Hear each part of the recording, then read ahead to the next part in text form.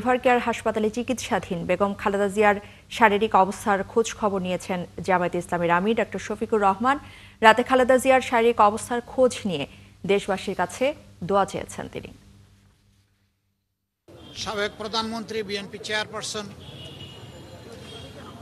4 দলীয় এবং 20 দলীয় জোটের নেত্রী বেগম খালেদা জিয়া তিনি গুরুতর অসুস্থ অবস্থায় আছেন। এভার কেয়ারে এর আগেও তিনি এসেছেন বহুবার, কিন্তু এবারকার মতো এত সংকটজনক পরিস্থিতি এর আগে তৈরি হয়নি। আমি ওনাকে দেখে এসেছি। এখন ওনার ডায়ালাইসিস চলছে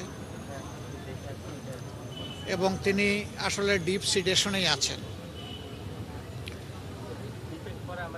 সারা দুনিয়ার মানুষের সাথে আমরাও দোয়া করি আল্লাহ তাআলা ওনাকে সুস্থতার নিয়ামত দান করুন।